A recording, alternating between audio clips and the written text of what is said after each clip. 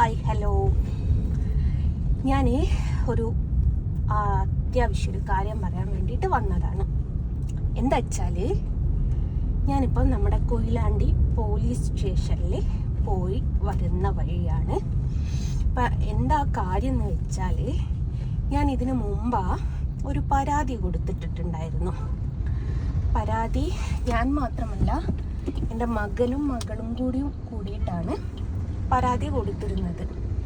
അപ്പം ജസ്റ്റ് പരാതിയായിട്ട് അവിടെ വെച്ചതായിരുന്നു. കാരണം എന്താ വെച്ചാൽ നമ്മൾ ഒരു ലേഡീൻ്റെ നേർക്കൊക്കെ പെട്ടെന്ന് അറ്റാക്ക് ചെയ്യുന്ന സമയത്ത് അവർക്കത് ഭയങ്കര മെൻ്റലിയും ഫിസിക്കലിയും ഒക്കെ ഭയങ്കര ബുദ്ധിമുട്ടാകും. കാരണം ഒരു കേസ് ഉണ്ടായാൽ ഏത് സ്റ്റേഷൻ പരിധിയിലാണോ നമ്മൾ കൊടുത്തത് അവിടം വരെ പോവുകയും കാര്യങ്ങളൊക്കെ ചെയ്യണം.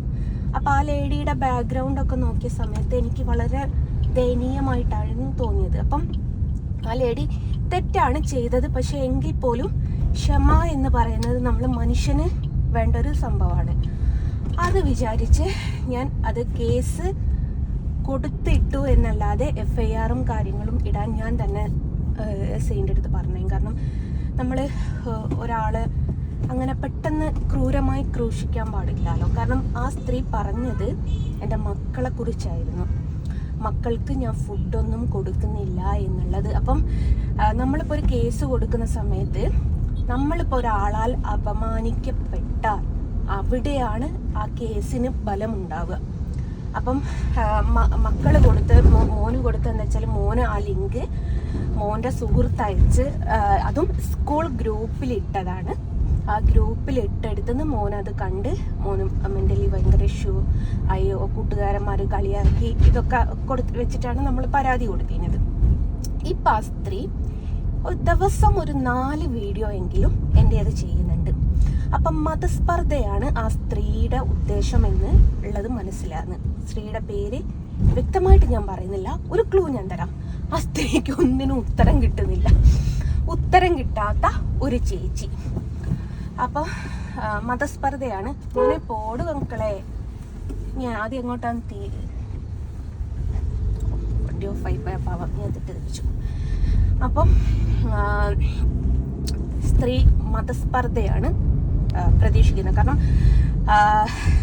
ഹിന്ദു മതസ്ഥരെയും മുസ്ലിം മതസ്ഥരെയും കൂടി തമ്മ തെറ്റിക്കാനും അല്ലെങ്കിൽ അവരെ രണ്ടുപേരെയും എൻ്റെ എനിമിയാക്കാനും വേണ്ടിയിട്ടാണ് ഈ സ്ത്രീ ശ്രമിക്കുന്നത്. അപ്പം നമ്മൾ ഇന്ന് SIക്ക് സകല വീഡിയോസും കാണിച്ചു കൊടുത്തു. ദിവസം ഒരു 4 എണ്ണം എന്നുള്ള രീതിയിലാണ് ഇപ്പം മൂപ്പത്തി നമ്മളെക്കുറിച്ച് ചെയ്യുന്നത്. അപ്പം ആദ്യം അരുണ് പറഞ്ഞു നമുക്ക് മാനനഷ്ടത്തിന് കോടതിയിലേക്ക് കൊടുക്കാമെന്ന് പറഞ്ഞു. അപ്പം എനിക്ക് അതിനോട് വലിയ യോജിപ്പായിട്ട് തോന്നിയില്ല. എനിക്കെന്തിനാ ആ തള്ളച്ചിയുടെ പൈസ?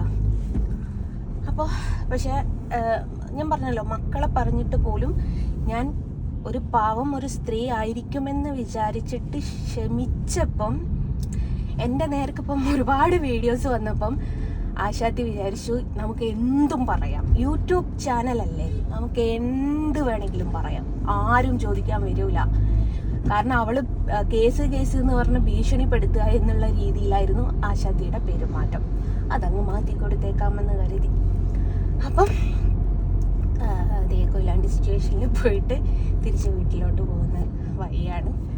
അപ്പം അമ്മശ്ക്ക് ചെയ്ത വീഡിയോസ് മുഴുവനവും പെൻ ഡ്രൈവിലാക്കിയിട്ടും നമ്മൾ തെളിവായിട്ട് കൊടുത്തിട്ടുണ്ട്. എൻ്റെ പൊന്നെ, ഇവളിവിടെ എത്തിയിട്ടേ ഉള്ളൂ.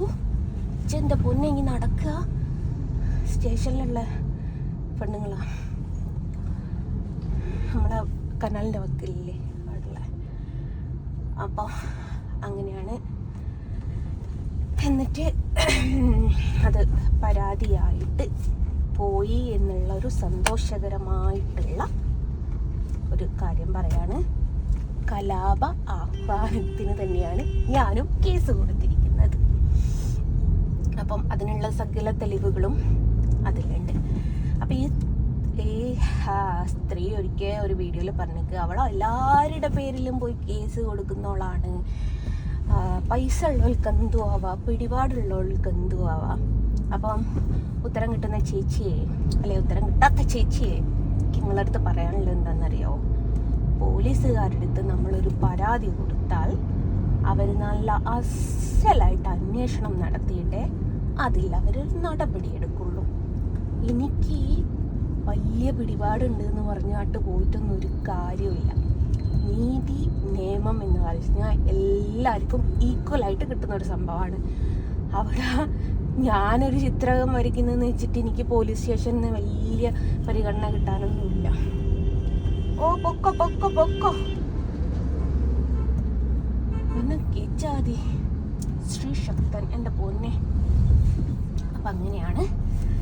അപ്പം ഏതായാലും നമ്മുടെ ഉത്തരം കിട്ടുന്ന ചേച്ചിക്ക് ഒരു പൊൻപണം, ഉത്തരം കിട്ടുന്ന ചേച്ചി ഒരു തംലൈൻ ഇട്ടിട്ടുണ്ടായിരുന്നു, ജസ്റ്റിനൊക്കെ വിഷു കൈനീട്ടം കിട്ടി എന്ന് പറഞ്ഞിട്ട്. വിഷു കഴിഞ്ഞല്ലോ, ഇനി വലിയ പെരുന്നാളിൻ്റെ കൈനീട്ടം. ഇനി ഇങ്ങോട്ടാടെ ഇത്രയും ഓടി വന്നത്. അപ്പം വലിയ പെരുന്നാളിൻ്റെ കൈനീട്ടാനൊക്കെ ഞാനും കൊടുത്തയച്ചിട്ടുണ്ട്. ഇനിയും നിൻ്റെ ചുറ്റുപാടും നിൻ്റെ കുഞ്ഞുങ്ങളെയും ചിന്തിച്ചിട്ട് ഒരിക്കൽ ഞാൻ ക്ഷണിച്ചു. മാർണിയിലെ കനാലിൻ്റെ സൈഡിലുള്ള പോലീസ് എത്തിയാണത്. അപ്പം നിനക്ക് കൂട്ടക്കുരു ദിവസം 4 വീഡിയോസ് അല്ലേ എന്നെക്കുറിച്ച്. അപ്പോൾ അതിനുള്ള ഒരു തീരുമാനം ചെയ്താലേ ഞാൻ രാവിലെ തന്നെ അതിനായിട്ട് ഇറങ്ങിയേക്കാന്ന് വിചാരിച്ചു. എൻ്റെ സകല കാര്യങ്ങളും മാറ്റി വെച്ചിട്ടാണ് ഞാൻ പോയത്. അപ്പോൾ ഇങ്ങനെ നടന്നാൽ എങ്ങനെയാണ് വീട്ടിലെത്തുക? അപ്പം അങ്ങനെയാണ് ഗൈസ്. അപ്പം ആ ഒരു വിവരം നിങ്ങളുടെ അടുത്ത് പറയാണ്.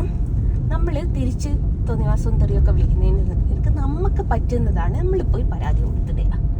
അതാ നല്ലത്. അപ്പോൾ ബാക്കി പരാതിയുടെ വിശേഷങ്ങളും കാര്യങ്ങളൊക്കെ ഞാൻ പങ്കുവെക്കാം. ഏതായാലും ഒരുപാട് സന്തോഷമുണ്ട്. എരന്ന് മേടിച്ചതാണ് എന്നെക്കുറിച്ച്. ഓക്കെ, കേസ് വന്ന സമയത്ത് ഒരു വീഡിയോ ചെയ്തതിന് നോ പ്രോബ്ലം. അത് കഴിഞ്ഞിട്ട് ഇപ്പം 3-4 ദിവസമായി എന്നെക്കുറിച്ച് ഇങ്ങനെ വീഡിയോ ചെയ്യുന്നു, നോ പ്രോബ്ലം. ഞാൻ ആരുടെ പേരിലും പരാതി കൊടുക്കാൻ പോയിട്ടില്ലല്ലോ. പക്ഷേ ഇത് കലാപം ഉണ്ടാവണമെന്നുള്ള ചിന്തയോടുകൂടെ മൂപ്പത്തിയുടെ ഒരു കാമുകൻ ഉണ്ടായിരുന്നു, അബ്ദുൽ ലത്തീഫ് എന്ന് പറഞ്ഞിട്ടുള്ള അയാൾക്ക് ഞാൻ മറുപടി കൊടുത്തത് സഹിതം ആൻറ്റി പോസ്റ്റ് ചെയ്തിട്ട് റിയാക്ഷൻ വീഡിയോ എന്നുള്ള രീതിയിൽ ആൻറ്റി പെരുമാറി. അപ്പം കലാപം ഉണ്ടാക്കണമെന്നുള്ള നിൻ്റെ ആ ചിന്ത ഞാനങ്ങ് റെഡിയാക്കി തരാം. Okay, set.